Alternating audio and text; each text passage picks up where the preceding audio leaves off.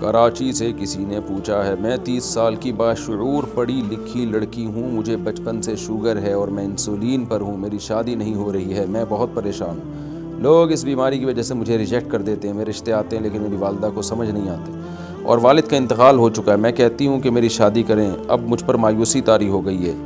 یہ لوگ شادی نہ ہونے کے طعنے دیتے ہیں، میرے اللہ سے شکوے بہت ہو گئے ہیں، برائے مہربانی کوئی عمل بتائیں۔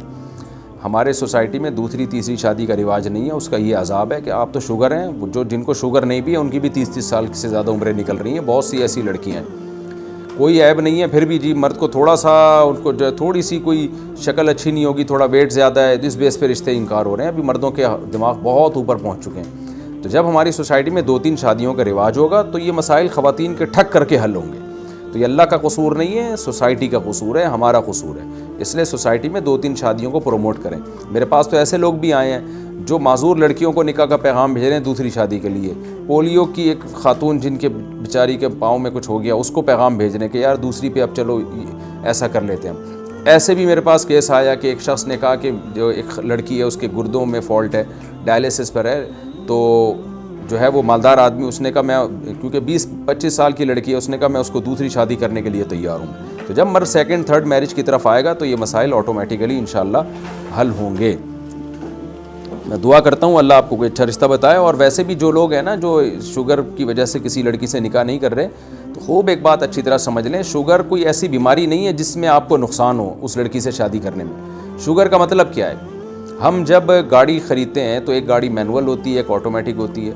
تو مینول گاڑی میں آپ کو کیا ہوتا ہے کہ جیسے جیسے گاڑی کی سپیڈ بڑھتی ہے آپ کو گیئر اسی کے حساب سے مینٹین کرنا پڑتا ہے، تو جبکہ آٹومیٹک میں گاڑی خود گیئر کو مینٹین کرتی ہے، پہلا گیئر، دوسرا گیئر، تیسرا گیئر۔ تو ہماری باڈی میں شوگر کنٹرول کرنے کے لیے جب ہمیں شوگر کی بیماری نہیں ہوتی تو ہماری باڈی خود ہی شوگر کو کنٹرول کر رہی ہوتی ہے، اور جب شوگر کی بیماری ہوتی ہے تو ہمیں خود کنٹرول کرنا پڑتا ہے۔ تو اگر آپ خود کنٹرول کرتے رہیں تو شوگر کا پیشنٹ 100 سال جیتے ہیں۔ ہم نے اپنے ریلیٹیو میں دیکھا ہے 99 سال میں انتقال ہوا، 100 سال میں انتقال ہوا، اس لیے کہ 40 سال شوگر رہی ہے ان کو، لیکن انسولین لیتے رہے اور شوگر کا خیال کرتے رہے۔ تو اس لیے اگر کسی لڑکی کو شوگر ہے تو کوئی بھی مرد اگر اس سے نکاح کرتا ہے تو وہ خاتون کو بھی تو پتہ ہوگا نا اپنی انسولین کب لینی ہے اور شوگر کو کیسے، وہ تجربہ تو ہو چکا ہوتا ہے۔ تو عین ممکن ہے کہ یہ اس کی عمر زیادہ لمبی ہو، زیادہ اچھی صحت کے ساتھ یہ زندگی گزار سکے۔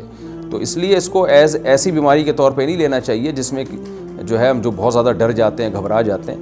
تو شوگر کا پیشنٹ اگر اپنے آپ کو ایکسرسائز کر کے اور انسولین وغیرہ لے کے چلاتا رہے تو فٹ فاٹ ہے، وہ اس کو انشاءاللہ کوئی مسئلہ نہیں ہوتا اس کے ساتھ۔ مسئلے ان کے ساتھ ہوتے ہیں، بد پرہیزیاں کرتے ہیں، انسولین نہیں لیتے، جو ڈاکٹر کی ہدایات ہیں اس پر عمل نہیں کرتے، ورزش وغیرہ نہیں کرتے، تو ان کے ساتھ مسئلہ ہوتا ہے۔